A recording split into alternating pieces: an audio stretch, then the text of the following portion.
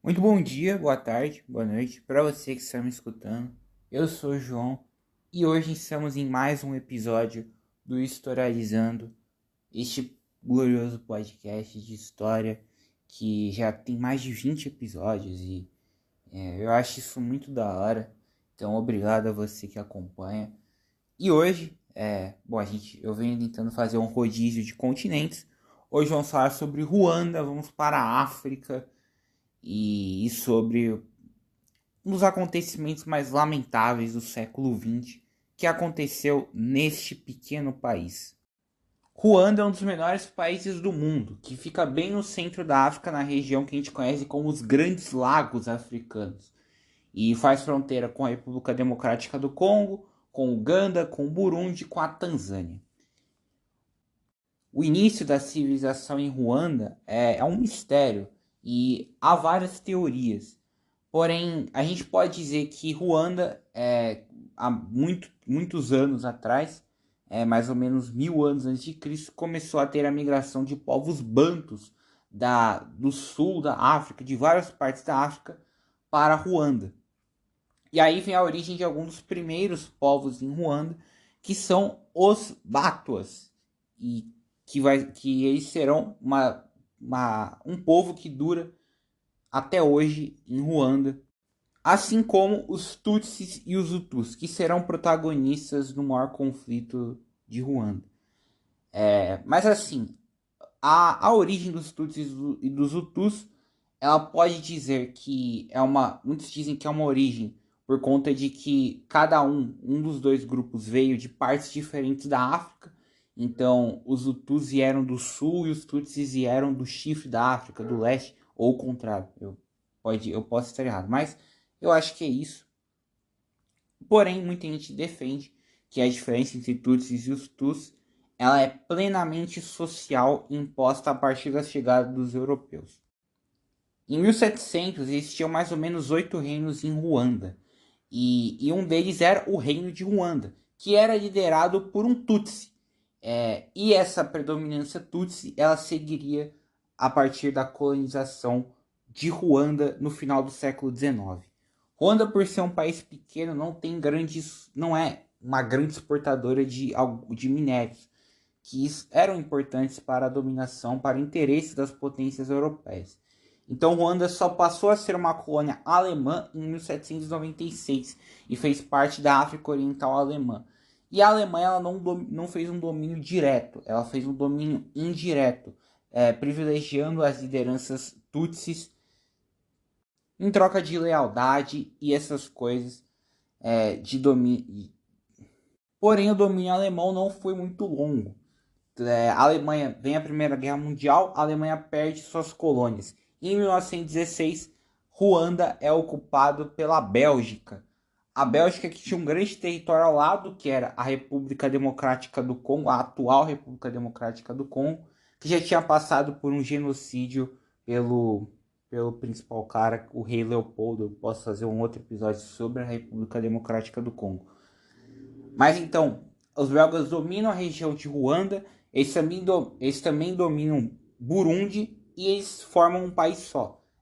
Durante esse período, do período colonial belga, assim, uma nação que é Ruanda e Urundi.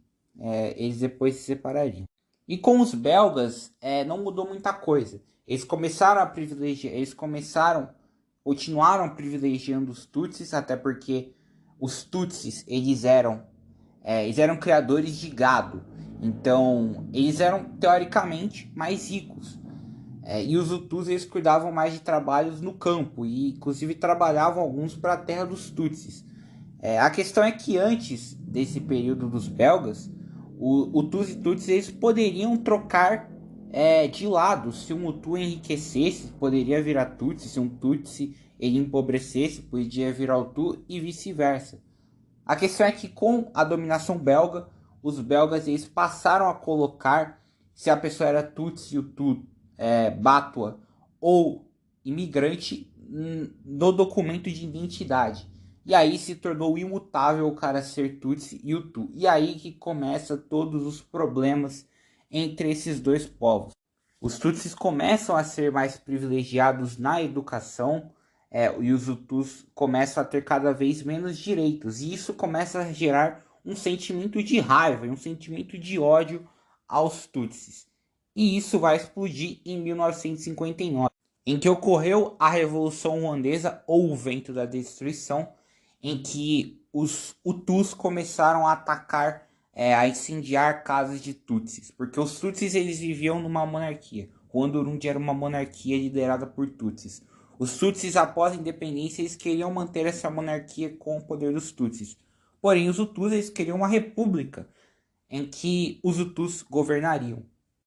Em 1961, Ruanda-Urundi declara a independência da Bélgica e Ruanda passa a ser um governo, uma república liderada por um primeiro-ministro Hutu após eleições, até porque os Hutus eles demandavam mais ou menos mais de 80% da população de Ruanda na época.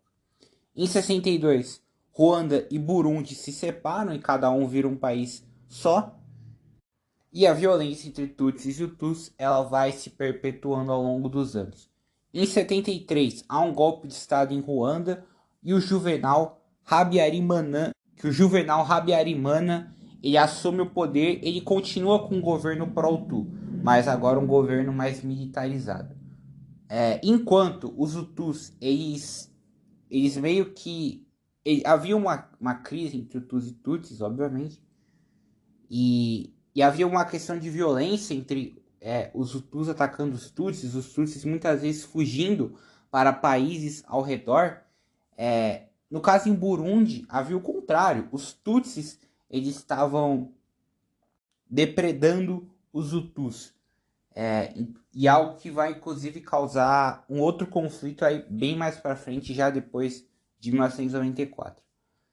Mas enfim, foram criando-se grupos armados dentro de Ruanda e fora de Ruanda por Tutsis e por Hutus.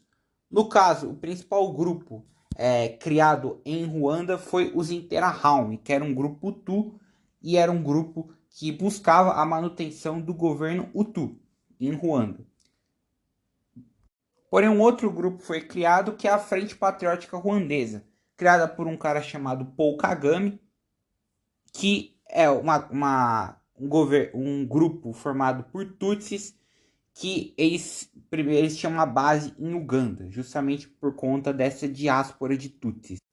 Bom, depois dessa grande crise ao longo dos anos de violência, de os Tutsis eles não têm tanta participação política em Ruanda, em 1990, a partir do norte do país, a Frente Patriótica ataca Ruanda. E em 1990, vem o início da Guerra Civil Ruandesa entre os Interahamwe e o governo ruandês, que era o Hutu, e a Frente Patriótica Ruandesa.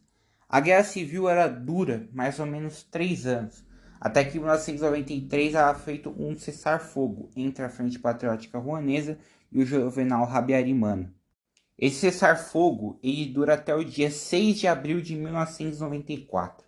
O que acontece no dia 6 de abril de 1994? O avião que transportava o presidente de Ruanda, o Juvenal Habyarimana, e o presidente de Burundi, ele cai. E ambos são mortos. Os Hutus acusam os Tutsis acusam os Hutus.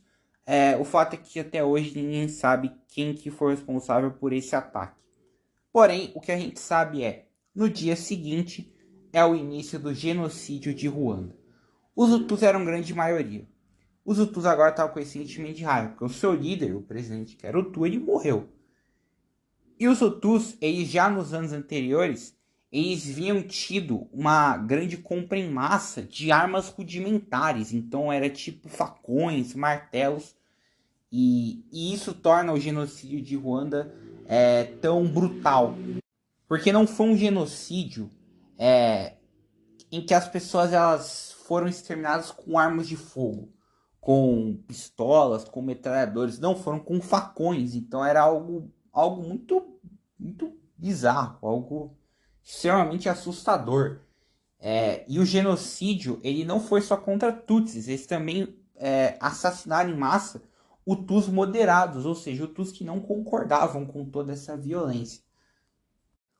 Os Batuas, eles também foram vítimas dos Hutus. Estima-se que entre 10 mil e 30 mil, é um grupo muito menor do que os outros, do que os Tutsis, mas estima-se que entre 10 mil e 30 mil Batuas morreram vítimas dos Hutus. E estima-se que o genocídio, ele, segundo a Constituição de Ruanda, o genocídio ele causou mais de 1 milhão de mortes em 100 dias. Porque o genocídio dura 3 meses, só que muita gente considera que os números são menores. E como que foi a ajuda internacional? Bom, a ONU não fez muita coisa.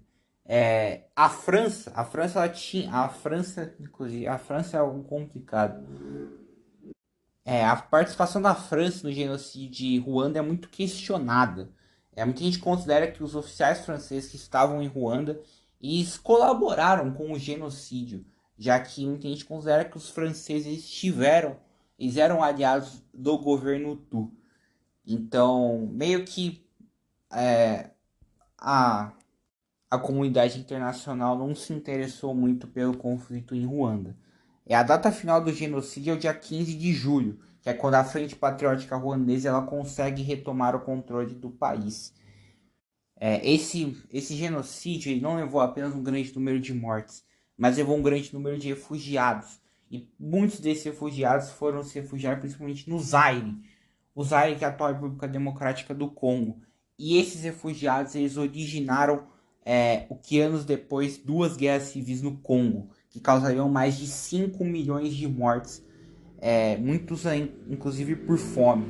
A Segunda Guerra Civil do Congo é inclusive a guerra mais mortal do mundo desde a Segunda Guerra Mundial, que é algo completamente absurdo.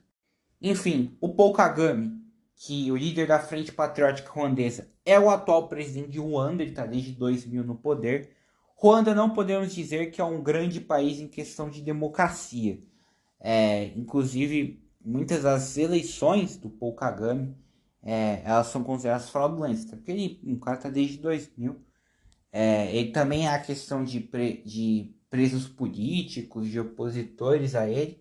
Porém, Ruanda é um país que vem tendo um crescimento nesses últimos anos, tanto em questão de diminuição da pobreza, em aumento da escolaridade, em aumento de DH, de inclusive igualdade de gênero. Ruanda é um dos países com maior número de mulheres dentro da política. Então é isso, espero que você tenha gostado. Compartilha e obrigado, até semana que vem.